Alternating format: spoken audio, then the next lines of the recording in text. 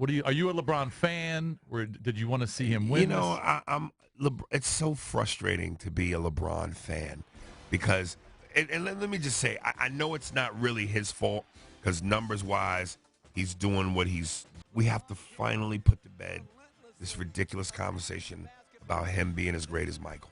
Yeah. To me, we could put it to bed a long time ago, but yeah, me too. Because he broke that record and is the most all-time scorer in the playoffs, more than Michael.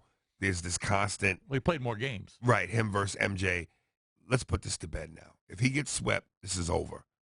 MJ is the dude. Always will be. I think most people agree with that. Yeah, they do. Maybe some of the younger basketball fans wouldn't, but yeah, guys who are our age. I think people become prisoners of the moment. Like that show. I'm good friends with Jalen Rose, and he's got that show, Jalen and Jacoby. Mm-hmm. And I saw Jacoby and some other dude on Sports Center the other day, and I wanted to break my television because they said, in so many words, this Golden State team is the best team ever.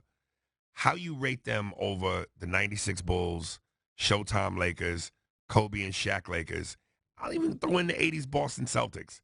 It's ridiculous.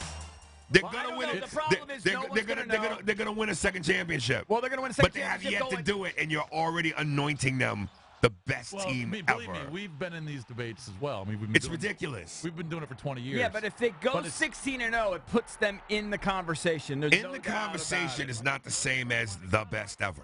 You're in the conversation, but nobody can pick. You're not above the 96 Bulls. You're not above Showtime Lakers. You're not above Kobe Shaq Lakers. How are you above them? Because they did it more times. You're right. Here's the difference, and it's Golden State's going to hit threes. It's a different era. It's a different game. I hear Those all teams that. aren't going to take away Kevin Durant's offense. All right, but let me ask you a question. Do you honestly believe that if you put this Golden State team, up against Showtime Lakers with Magic I think and the Kareem, Showtime Lakers are the best of all those teams. You think they would beat the 96, 72, and 10 Bulls? I think that against the Bulls, there would be interesting cross match because Ron Harper would be on Steph Curry. He would cook him. And I believe Kevin Durant would cook with a hot Scottie iron. Pippen. Stop it. See, here's the problem. Stop it. Here's the problem I have with comparing eras. You can't just say, well, they would hit so many threes because they're playing in this era. That's true. So if the Bulls were playing in 2017, they would play a similar style as the Warriors. Jordan, now, if you took the Warriors and went back to 95, well, they're not playing that style because the defensive rules were different. It would be harder to shoot those threes. You can't decide what era you want to play the matchup Even in this era, when you look at defense, Scottie Pippen would be murder on Kevin Durant. I disagree. Yes, because a great offensive player always beats a great defensive player. One-on-one, they just hit tough shots. If the defensive rules were the same, it would be harder for Durant to score. So we're talking about Scottie Pippen one-on-one defensively, who I think would give Kevin Durant a nightmare. But then you got Jordan helping. Then you got Dennis Rodman. Yeah, but if they help, then he's going to kick it to Clay, who's going to hit a three.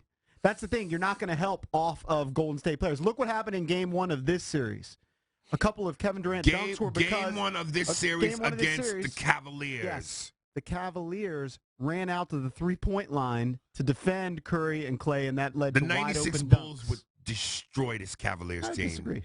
Would destroy this Cavaliers team. The Cavaliers team? Yes. See, this is why it's a stupid debate. They're never going to play. Right. It's a very good point. And that's, believe me, I used to debate it all the time, but I'm just, I can't. It makes my head explode. Now? You're getting past can't compare. Listen, I know Golden State is great now. I know there's something something to be said in terms of what you're going for, in terms of the rules and whatnot. But at the end of the day, it's still basketball. Yeah, but I hear the rules.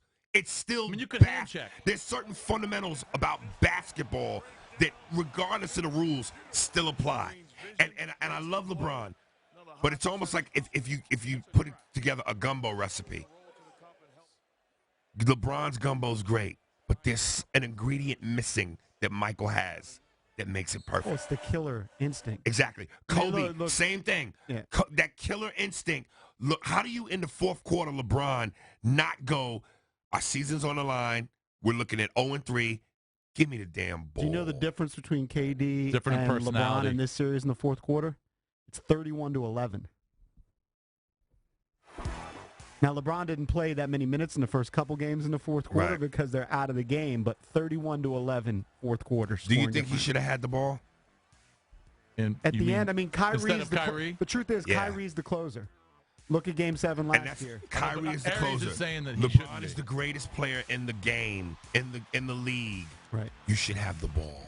Right, but he's more of, when it comes down to it, he's more a Magic Johnson type.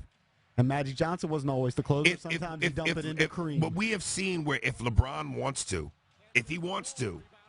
he can score with the best of them. He can put up big numbers with the best of them. Now, true, what you're saying is he's more like Magic. But when he wants to, he can score like there's no tomorrow. You're the guy. Be the guy.